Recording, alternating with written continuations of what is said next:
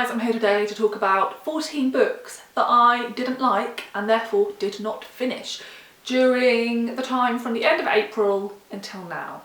I am a bit of a mean book lover in that I do actually quite enjoy talking about books I didn't like and hearing other people talk about books they didn't like.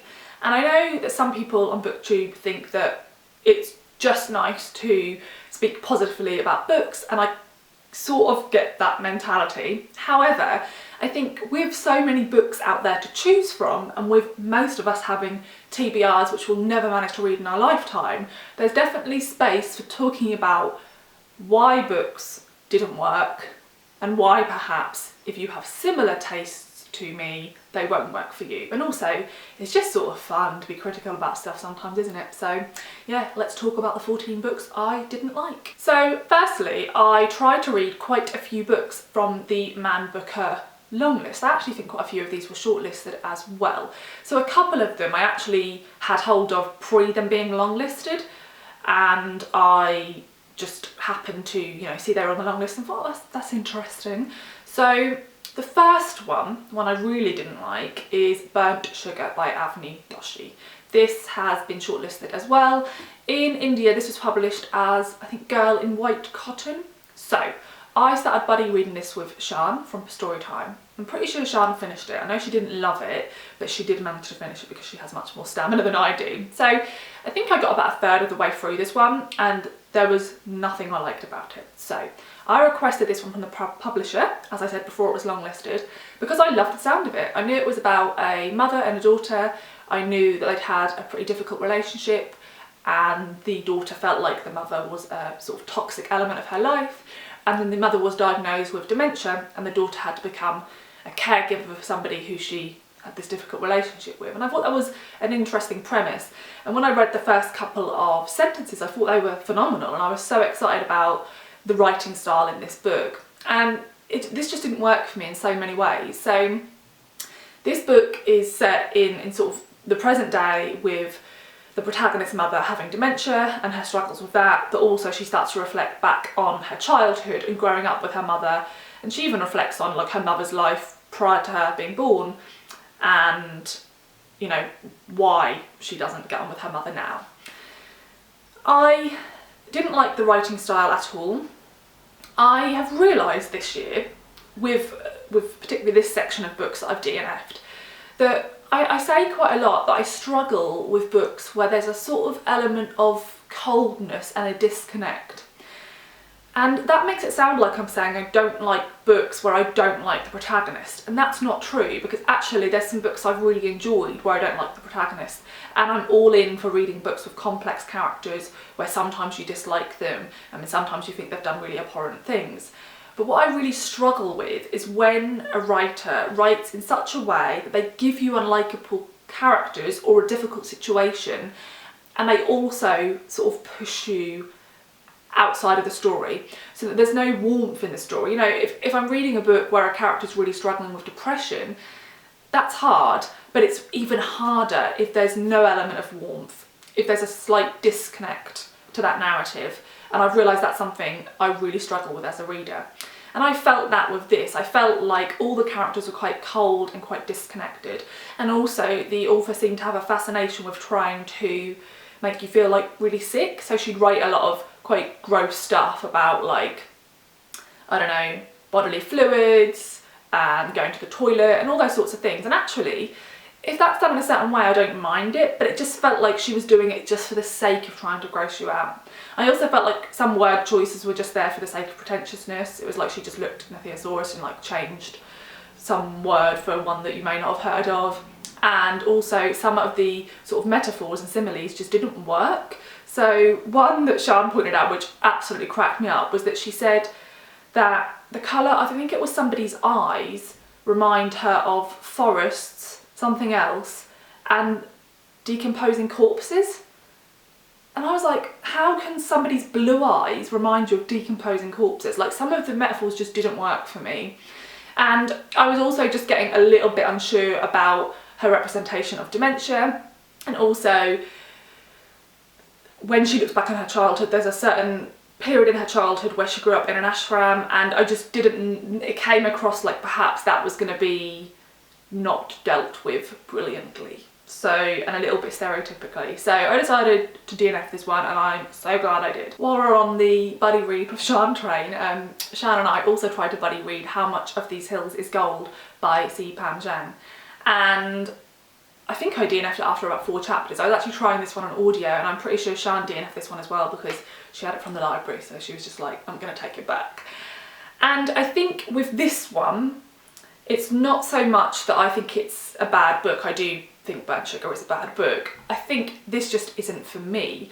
So this is a sort of American Western, but it is different to a lot of American Westerns we know in film and in fiction, in that we are following a Chinese family who, so we're following this protagonist. She's a young girl, and her family were there sort of hunting for gold, and at the start of the novel her father dies, and her sibling are trying to sort of take his body across the American West to find an appropriate resting place for his body.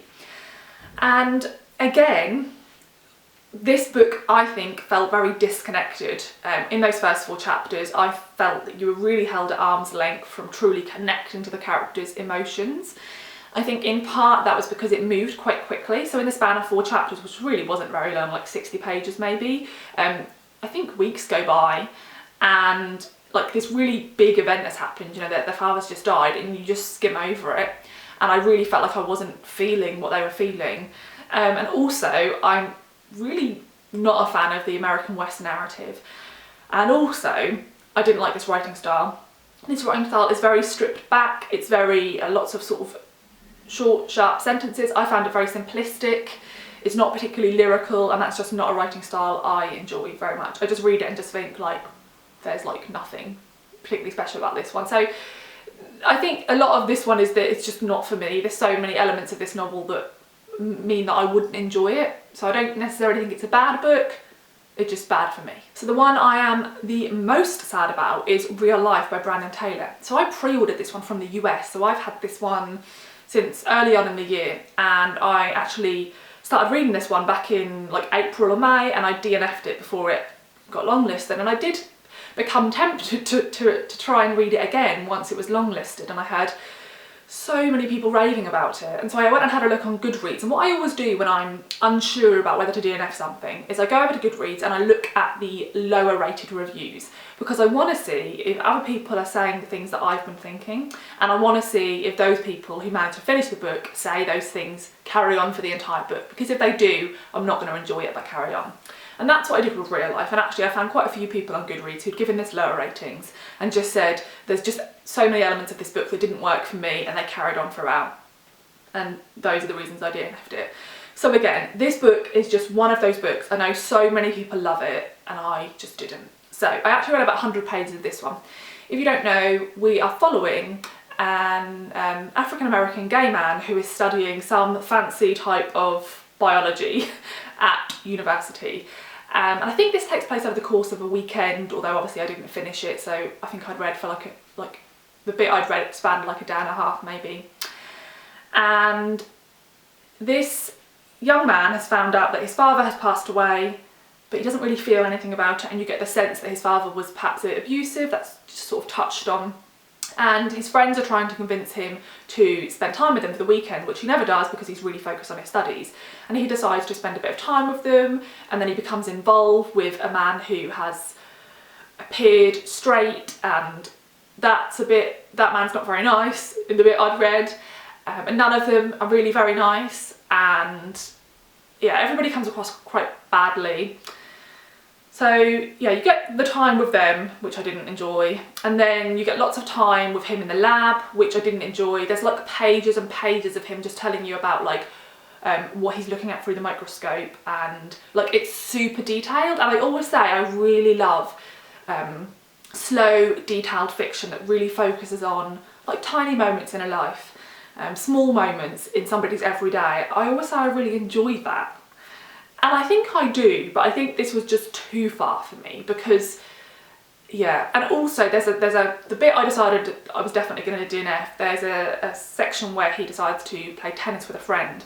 I have no interest in any sports, and the descriptions of this tennis game match, I don't know what you call it, between him and his friend is ridiculous. It goes on for so long, you're told about every swing of the arm, it was so boring, I literally couldn't cope with it anymore. So, again, what I found with this book is what I found with Burnt Sugar, is what I found with How Much of These Hills is Gold. I felt you were being held at arm's length from the protagonist. I was really sad about this one. The reason I decided to pre-order it is because I read an essay Brandon Taylor wrote in What My Mother and I Don't Talk About, which I really enjoyed, and I was like, whatever he writes, I'm going to read. And I think when he's writing about his own life, and it was quite an awful moment in his life, you can connect, it's very personal, it's very emotive. Whereas I felt in real life he decided to write in this sort of detached way, and it made sense for the protagonist, so I can't discredit this book, it just was not for me. So I think if you're somebody who likes to feel close to characters, and even if there's a sad narrative there to be some warmth, this won't be for you either. Okay, so I think this is the last book I'm going to talk about. This is one that came on the long list and I hadn't heard of, and that's Who They Was by Gabriel Krauze. So this is one I wouldn't typically pick up. It's told from a young man's point of view. I knew it was going to be a bit sort of hyper-masculine. However, I knew it was set in London, and I knew it was about a working class young man who was born from Polish immigrant parents, and I knew he'd got involved in sort of lots of gang-related crime. And I heard this was almost like an autobiographical novel, and I just thought that sounded quite interesting. So I decided to listen to it. This is quite a short book, it's only 5 or 6 hours on audio, and I got about halfway through, and I just thought I had no drive to like carry on listening to it, so I stopped. I could have finished this one, couldn't be bothered. So, first chapter opens with him and his friend following a woman down the street so that they can mug her. It's quite violent, it's pretty horrific, it's not a nice opening. And that opening chapter is a big shock, right? And you can feel the adrenaline as you listen or read, because it's very like action by action, and you feel like you're in their heads, you feel like you're participating in the violence they're inflicting on this woman, and it's awful. And so I felt like, God, this is going to be a bit of an epic novel because that was such a strong opening. But then, like, every chapter is the same thing. And again, when I looked at reviews on Goodreads, so many people said this. They were just like, I finished the book, I don't know why I bothered, because once you've listened to 2 or 3 chapters, you've heard it all. Effectively, he's studying at university, I think English literature. He's obviously very intelligent. And then on the side, he's involved in lots of gang-related crime, a lot of it being quite violent, and then he's also just involved in, like, he gets angry a lot and like attacks people. He obviously has like anger issues, and he also is sleeping with quite a few women. The way he talks about women is awful, like the way he talks about sex with women is horrific, it's very derogatory, and basically you just get that on a loop. So there'll be scenes where he's at university, you're told how intelligent he is, how everyone in the room thinks he's really intelligent. Then he'll go fuck one of the girls in the room and he'll tell you that in graphic detail, and he's not very nice about her. Then he'll go and mug somebody, then he'll go and have a fight with somebody, and then we repeat. And it just felt like it would be better as a memoir or as a long form essay. It just felt unnecessary to me, so I DNF'd it. Okay, so I'm just going to do 3 more in this video because I fear that it's already fairly long. So I'm just looking at my list. And another one I think makes sense to talk about in this video is Daddy by Emma Cline. It is a new release, it's a short story collection. I requested it at my library and I was the first person to receive it, and I was super excited. I read The Girls by Emma Cline when it came out a couple of years ago, and I enjoyed it. It was like a 4-star read. I get why some people don't think it's anything special, but I think it captured girlhood really well, and I think that it was about a girl who'd got involved with the Manson family, fictionalised. And I thought it captured like that sort of life at a young age well. I thought that the ending was not great, and like the writing style itself wasn't anything particularly special, but I enjoyed it enough to sort of be interested with what she did in the future. And when I read the blurb of this one, it said that it's a collection of short stories that deals with toxic masculinity and sort of men who are sort of like leading in any of the stories, but in like a rather horrible way. And it sounded pretty dark, and I was intrigued to see what she would do with that. I read maybe only 2 of the stories, and I just thought, if this is what they're all going to be like, I'm not going to like this. And I have become very forgiving with myself about just not liking things. I've got better and better at this over the years, and in particular recently I've been using the library more. And I think had I bought this one and paid full price for a new book, I'd probably have pushed myself to read more stories and just like been in a bigger mood. But instead, because it was from the library, I was like, oh, this is absolutely fine, like I'll just return it and someone else will enjoy it and I haven't spent any money, so there's no regrets. So the reason I wanted to mention it in this video is because it's similar in tone to a couple of the others I mentioned, in that the two stories I read are pretty horrible. They're very depressing and they're very bleak, and also I felt very detached. I felt they were very cold and I felt I was held at arm's length. The first story is about a family who are trying to meet for Christmas. They appear to be like, you know, a fairly wealthy family, and it's sort of all centred around the father. His children are coming home, and as the story progresses you get the feeling that one of his daughters in particular, the oldest daughter, is scared of him, and you keep getting these sort of memories of how violent he was when they were very young. And it doesn't really go anywhere, and it is pretty bleak, and I just didn't like anybody, and I felt super detached, and just like, you know, when you read a story or a part of a book and it just makes you feel depressed, cold and dirty. That's how I felt about that story. And then the next story is pretty similar.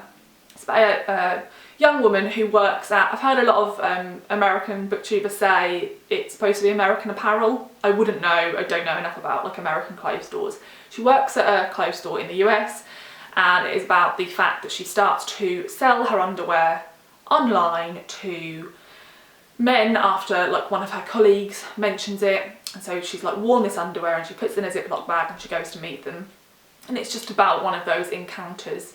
And again, the story just sort of ends, and everybody isn't particularly nice, and I just felt depressed. So I thought, I'm just going to take this one back to the library. So definitely not for me. I think if you're into those sort of stories that are like unsettling and cold and about just not very nice people, you'll love this, but I didn't. Then I'm going to mention The Year of the Witching by Alexis Henderson here, because I recently spoke about it in a Try a Chapter to Have video, which I'll like link up here somewhere. I read the first chapter or two and I actually really enjoyed it, and said to you guys it was one of the ones I wanted to start, and I asked people to vote between that and another book, and this one won. And I got about 60 pages in, I read a few more chapters and I DNF'd it. So this has been marketed in North America and the UK as an adult book.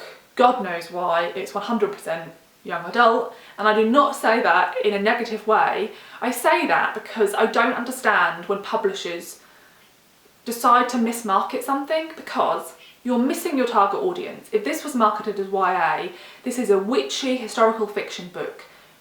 Loads of YA readers would eat this up, right? This is like catnip in the YA market at the moment.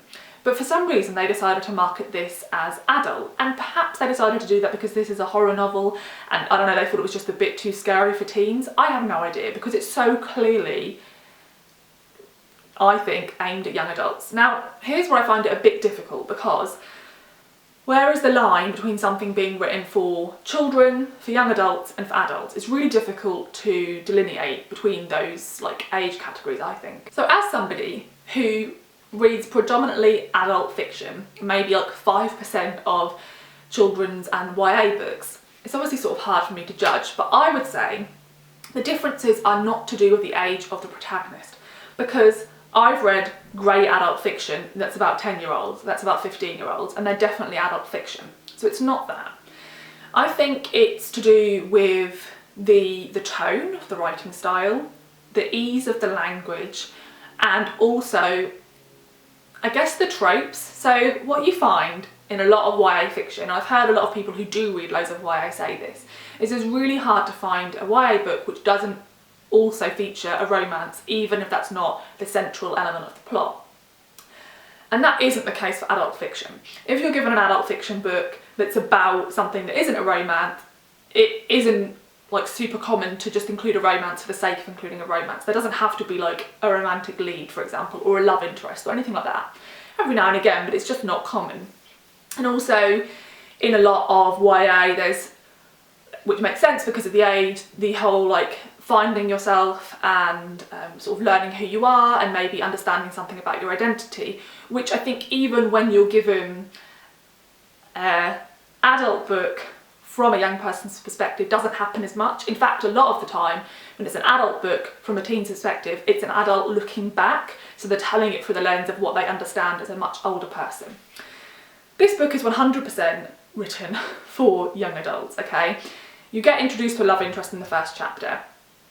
The writing style is like super easy and compulsive to read, and also I felt it was like very over-explained, definitely for adult readers, but also like for YA readers. So I read a bit of YA and I don't think this came across as a good YA novel either, hence why I DNF'd it, because I wouldn't have been bothered if I'd started reading it and been like, oh, this is YA, like fine, but it just wasn't good.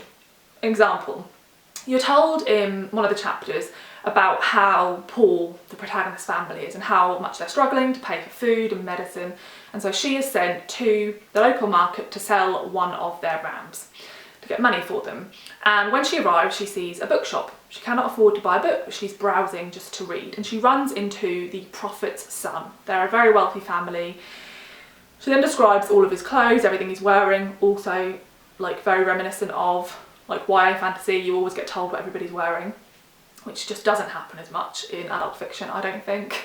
So you're told what he's wearing, you're aware he's very rich, he's very well educated, and then you go on to be told that he asks her like, oh, you know, have you had to walk like 10 miles to get here? Like, does that not bother you? And she thinks in her head, well, like, how great for him that it could like bother him. And then she goes on to do this whole paragraph where she reiterates to you how she can't be bothered because her family is starving, they need the medicine and they're really poor. You've already been told this, a whole chapter's worth, you know this already.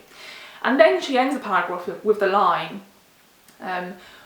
like this, you know, like this mindset would only apply to people like me and obviously not people like Ezra, who's the guy. And it's like, yeah, obviously, it's so obvious you didn't need to tell us it. And that continues. There's loads of more examples I could give of that, where she just gives you all the context for understanding something, and then she gets the spoon out to spoon feed you. So yeah, this did not work for me. I decided to DNF it, and when I looked at reviews, people said this carried on throughout, and they also said that like the character development was pretty flat, which is something I'm not into, so sad times, I DNF this one. So I think we'll end this on a non-fiction, and that is Say Nothing, A True Story of Murder and Memory in Northern Ireland by Patrick Radden Keefe. I know so many people love this. I saw this come up in loads of people's favourite book of the year last year, and I've continued to hear people rave about it. Now in part, this could be because I audiobooked this one, and I think I got like maybe just under halfway through. And to a degree, I was enjoying it, but two problems with this. Number one, I think that on audio, there's a lot of characters to follow, and I do not like listening to a non-fiction book if I do not follow every single bit. It frustrates me. I'm not one of those people who can just go, oh, just let it wash over me, like I'm sure it'll come back around to me remembering who this is. I want to remember who it is because I want to get as much as I can out of the reading experience and learn as much as I can when it's a non-fiction book. So this is one like I may come back to in physical form, but I'm unsure because my second issue of this book is I do not like narrative non-fiction. Okay, I love memoir, it's like my favourite non-fiction genre. And then I also really enjoy like proper non-fiction, so where you're being taught about something, be it historical or scientific or whatever, you're being taught something, right? And I'm not a massive fan of when somebody tries to write non-fiction like it's fiction. I think it's done to appeal to a wider audience and particularly to people who don't generally read non-fiction. Whenever people use the positive description, it reads just like a novel, I'm immediately turned off. I don't want it to read just like a novel. If I wanted to read a novel, I'd read a novel. I read non-fiction for non-fiction. So I found with this book, it's very much written like these people are characters. And yeah, and I also felt that knowing so little about this topic, this didn't feel like the best in, because he decides to focus on a few different groups of people and he sort of jumps around with all of them, and I couldn't really follow whether this was chronological, or like if some things were happening at the same time as one another, and I think that would have been much easier to do in like a physical form, but I'm not sure. So I would love to know if you have any recommendations for non-fiction books or documentaries about the same topic as Say Nothing, but perhaps like not so like novelised and broader, so that I can follow it, because I was a bit confused by this one. So yeah, sadly I DNF that one too. So those are the first 7. I'm going to stop here because I've rambled a lot. I thought I might. Let me know if you've read any of these books. I'd be really interested in your thoughts, and also, like, you know, like I said, a lot of these books I DNF for the same reason, in that I felt cold and detached, and I'd like to know if any of you guys don't like books that are like that, because I know there's like a big group of readers on BookTube who I hear rave about books that really do fit into that wheelhouse that I really don't like. And I'll hear people talk about a new book and I'll think, I will never want to read that book because I'm positive it's that type of book. But I know loads of people really love it and it just isn't for me. So I'd be interested to know if you love it, why, and if you don't, I'd also be intrigued. So yeah, thanks for watching and I'll see you in the next video. Bye!